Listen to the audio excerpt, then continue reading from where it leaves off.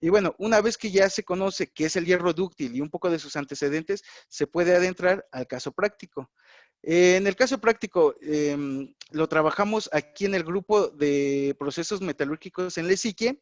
Una empresa vino, nos contactó y nos trajo algunos árboles de levas que quería caracterizar para saber si eran óptimos para trabajarlos mediante austemperizado. Entonces, ¿qué es un árbol de levas? El árbol de levas convierte el movimiento del motor en un movimiento alternativo de los pistones hacia un movimiento rotatorio.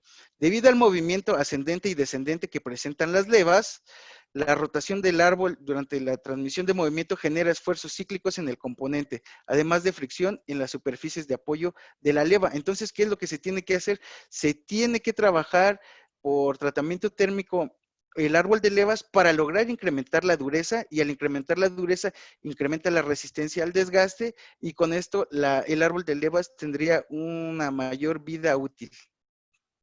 Entonces, por lo tanto, como objetivo se propuso caracterizar microestructural y mecánicamente el árbol de levas, que tiene alto manganeso y vanadio como elemento aliante. Y el otro objetivo es aplicar el tratamiento térmico adecuado para incrementar las propiedades mecánicas de resistencia a la tensión y absorción de energía durante el impacto, con respecto a las que se obtuvieron de la estructura decolada o así como nos llegó el árbol de levas. En cuanto a la metodología, para que nosotros tengamos en consideración qué es un ADI, se necesita conocer que existen 5 tipos principales y un grado extra. Los 5 tipos principales están caracterizados en esta tabla y se debe al tipo de resistencia a la tensión con la que presentan, que va de 900 en el grado 1 hasta 1600 en el grado 5. Y la segunda característica muy importante que deben de cumplir para que se llame ADI es el porcentaje de elongación, que en el grado 1 es de 9% y en el grado 5 es de 1%. Entonces, ya que conocemos los parámetros de las características de ADI, necesitamos conocer parámetros con respecto a la morfología del grafito esferoidal. Entonces, estas características, o dentro de esas características, se tiene el conteo de nódulos, que mínimo necesitamos 100 nódulos por milímetro cuadrado y una distribución uniforme. Para ejemplificarlo, tenemos estas dos imágenes. En esta tenemos 357 nódulos aproximadamente por milímetro cuadrado, pero tienen un mayor tamaño. Y comparado con esta, que tiene 606 nódulos aproximadamente, pero son de menor tamaño. Entonces, el conteo nodular se refiere al número de nódulos que tenemos por milímetro cuadrado. Otro de las características que son muy importantes es la nodularidad. Eso quiere decir la cantidad de nódulos que tenemos por milímetro cuadrado, al igual que el conteo nodular.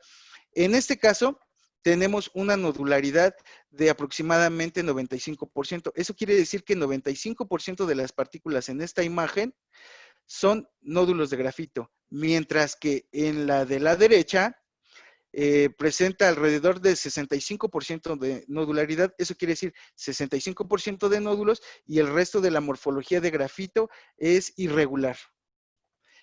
Además, también debemos de tener en consideración carburos, inclusiones no metálicas, porosidades y microrechupes, que generalmente la combinación de estas dos no debe sobrepasar el 1.5% máximo, y además la composición química debe de ser homogénea en todo el producto que deseemos tratar térmicamente. El tratamiento térmico de austemperizado relativamente es algo similar a los aceros, sin embargo, las fases que se generan son diferentes. El tratamiento térmico inicia cuando la muestra se coloca dentro del horno y se incrementa la temperatura para que no sufra esfuerzos residuales durante el calentamiento. Entonces, la temperatura de tratamiento de austenitizado va de 850 a 950 grados centígrados durante periodos de tiempo que puede ser de 1 a 6 horas, dependiendo si se tienen carburos o si se quiere disolver o no la cantidad de carburos presente. Una vez terminado el tiempo de permanencia del austenizado, se realiza un temple interrumpido o un enfriamiento brusco hacia otro horno que tiene previamente sales fundidas, o pueden ser metales u otro tipo de aceites que tengan una capacidad calorífica para poder soportar la temperatura. Entonces, ya que estamos en esta región de aquí que hacemos el tratamiento o el temple brusco, Entonces, tenemos dos estados dentro del austenitizado o el isotérmico. Uno, la austenita inestable de esta región transforma hacia ferrita de tipo acicular y austenita de alto contenido de carbono. Y la segunda etapa o estado que inicia en este punto, la austenita anteriormente generada de alto contenido de carbono, transforma hacia ferrita vainítica o acicular más carburos dentro de las fases presentes. Entonces, aquí es importante recalcar que entre estos dos estados se encuentra una ventana del proceso donde se obtiene 100% o casi 100% una matriz de tipo ausferrítica.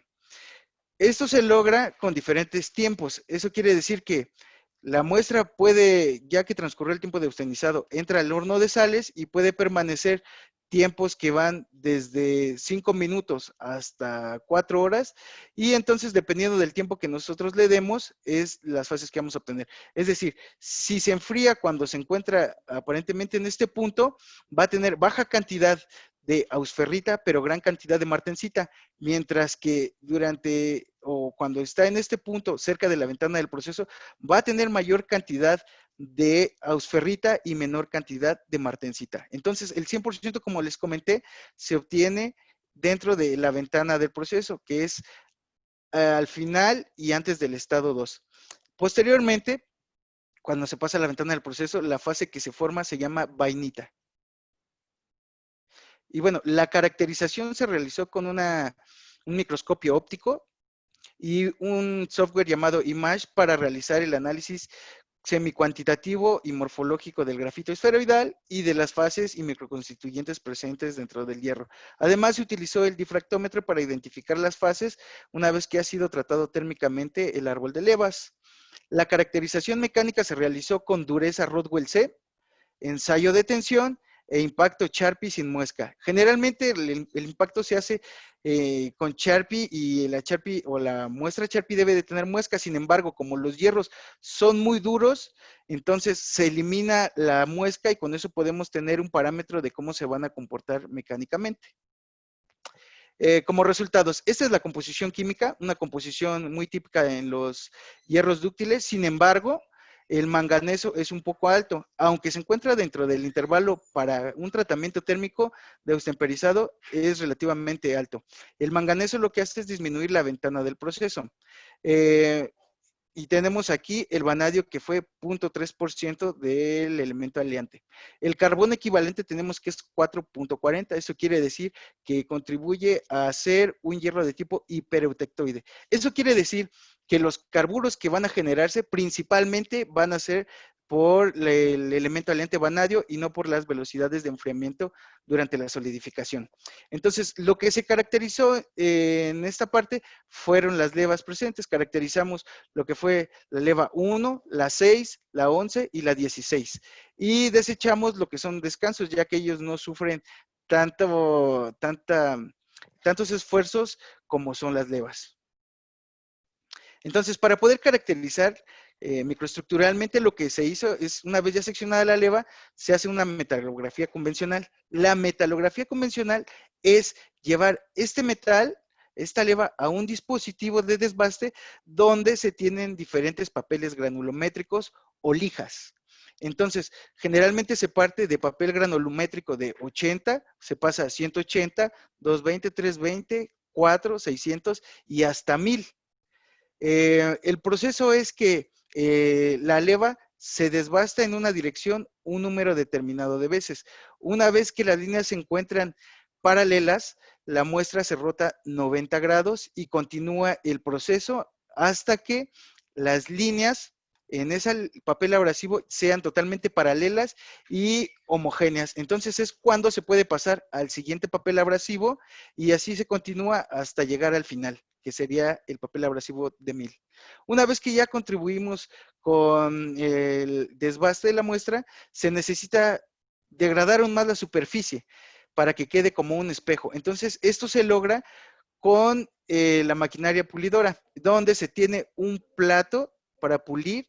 El plato contiene un paño de pelo corto y se suministra lubricante, en este caso fue agua, una gota por cada segundo, para retirar los excesos de material que está siendo desgastado y no nos raye la muestra.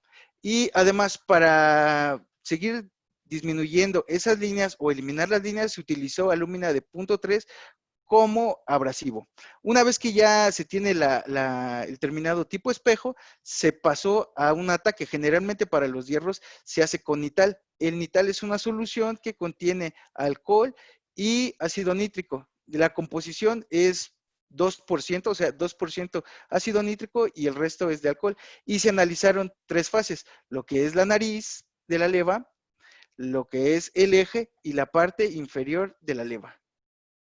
Entonces, estas muestras de aquí son evaluadas solamente en estado de pulido. Eso quiere decir que aún estaban atacadas. Se realizó la toma de imágenes para identificar la morfología de los nódulos de grafito y hacer un análisis semicuantitativo con respecto a la cantidad de nódulos, el tamaño de nódulos, y entonces se puede observar aquí que en la nariz se tiene una gran cantidad de nódulos, pero de pequeño tamaño, mientras que en el eje, o lo que sería el eje, se tienen nódulos de mayor tamaño, pero en menor cantidad. Sin embargo, en la tercera zona, es muy similar a la zona 1, se tienen gran cantidad de nódulos, pero con un pequeño tamaño superior.